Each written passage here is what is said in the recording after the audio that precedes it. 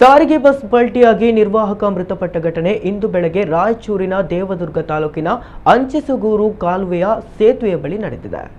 ಬಸವರಾಜ್ ಮೃತಪಟ್ಟ conductor KSRTC bus ಅಂಜಳ ಗ್ರಾಮದಿಂದ ದೇವದುರ್ಗಕ್ಕೆ ಸಾಗ್ತಿತ್ತು.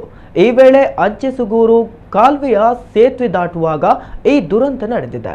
ಚಾಲಕನ ನಿಯಂತ್ರಣ ತಪ್ಪಿ ಬಸ್ ಪಲ್ಟಿಯಾಗಿದ್ದು, ಪರಿಣಾಮ ಬಸ್ನಲ್ಲಿದ್ದ 40 ಜನರ ಪೈಕಿ 38 ಪ್ರಯಾಣಿಕರು ಗಾಯಗೊಂಡಿದ್ದಾರೆ. ಜಮೀನಿನಲ್ಲಿ ಕೆಲಸ ಮಾಡುತ್ತಿದ್ದ ರೈತರು ಕೂಡಲೇ ಧಾವಿಸಿ ಸಲಾಕೆಗಳಿಂದ ಬಸ್ನ ಗಾಜು ಒಡೆದು ಪ್ರಯಾಣಿಕರನ್ನು ರಕ್ಷಿಸಿದ್ದಾರೆ. ಎಷ್ಟು ಹೊತ್ತಾದರೂ ಆಂಬ್ಯುಲೆನ್ಸ್ ಬಾರದ ಕಾರಣ ಟಮ್ ಬೈಕ್ಗಳಲ್ಲೇ ಗಾಯಾಳುಗಳನ್ನು ರವಾನೆ ಮಾಡಿ ಆಸ್ಪತ್ರೆಗೆ ದಾಖಲಿಸಲಾಗಿದೆ.